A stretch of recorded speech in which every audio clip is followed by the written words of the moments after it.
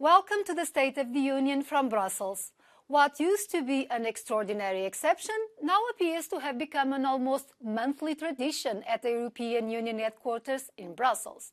Hundreds of tractors on the streets and farmers resorting to sometimes violent actions to attract the attention of agriculture ministers who were in the city this week.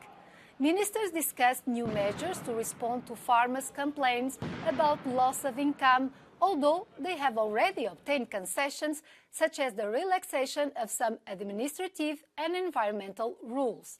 In fact, farmers are a driving force against the nature restoration law, which was on the agenda of another meeting of environment ministers.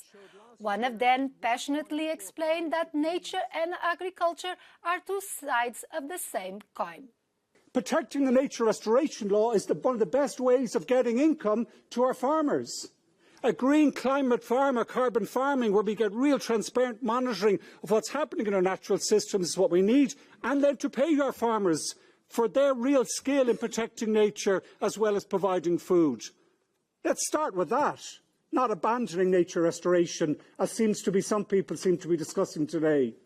Underscoring how the farmers' protests have a profound influence on politics, the vote on the nature restoration law, scheduled for that meeting of ministers, was postponed and there is no new date. Under the plan, member states would have to restore at least 20% of the Union's degraded land and sea areas by 2030. This is an important part of the European Green Deal, which seeks to set the world's most ambitious climate and biodiversity targets. To discuss how to break out of this impasse, I interviewed Faustine Bas-Defossez, Director of Nature, Health and Environment at the European Environment Bureau. The nature restoration law was presented by the European Commission as crucial to preserving biodiversity, combating climate change and achieving food security. How likely it is that it will be adopted with rules that are effective? The EU is the continent that is warming the fastest, and that climate risks are threatening its energy, food security, ecosystems. Now, it is important to stress that there was a deal on the table, that there were months of negotiations between the Council and the European Parliament. What happened, unfortunately, was that at the very last minute, Hungary decided to change its position, and therefore there was no majority for the deal anymore. Now it is important to say that it is not dead, and that in the coming weeks, we very much hope that a majority will be found. So farmers and foresters complain that the law will reduce their productivity. But some politicians and scientists have said that they could also receive money from the Common Agriculture Policy to play a new role in nature preservation. Would this be a viable solution? Well, nature restoration is a necessity for the resilience of farming as well. Farming depends on nature. We should not oppose agriculture and environment. This is definitely wrong.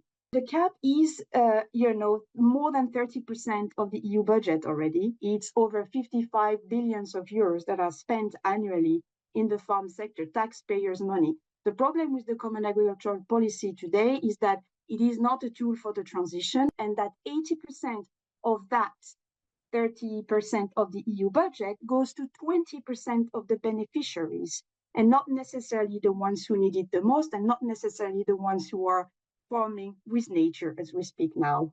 So on another aspect, this law could also play a role in increasing the natural mechanisms for absorbing the polluting gases. The environment ministers analyzed the European Commission's new proposal to reduce these gases by 90% by 2040 in comparison with the 1990 levels. Do you think it will be accepted by the European Union governments? The problem already with that communication was that while it was clear that there was a need for having a specific target for agriculture, 30% for agriculture, this was not in the proposal eventually or in the communication of the Commission. So we can already start wondering whether or not we will manage to reach that 90% without having a specific focus also on agriculture where efforts are needed. So we very much hope that they will accept and they will show their support to it. And if we want to reach climate neutrality by 2050, we need to reduce, to follow that 90% reduction by 2040. Faustine Bas-Defossez, thank you very much for your contributions to the program. Thank you. And now let's talk about consumer rights and big technology companies. One of the objectives of the Digital Markets Act, which came into force in March, is to prevent consumers from being tied to products or service of a single company. The act will be put to the test with the first investigations into Apple, Google and Meta. The European Commission announced this week that it will inquire into suspicions of various restrictions and limitations on the part of these three companies, known as gatekeepers, who could face fines of up to 10% of their global turnover. We will continue to use all available tools should any gatekeeper try to circumvent or to undermine the obligations of the DMA. It's important for us to achieve the objectives of the DMA, such that consumers have the benefits of open, contestable markets, a market-will competition. And now a reminder not to forget the supplies to celebrate Easter Sunday on the last day of March.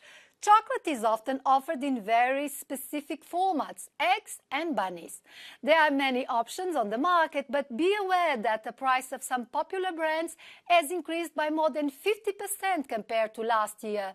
Prices have soared as climate change has affected cocoa crops in West Africa, where about 3/4 of the world's cocoa beans are produced.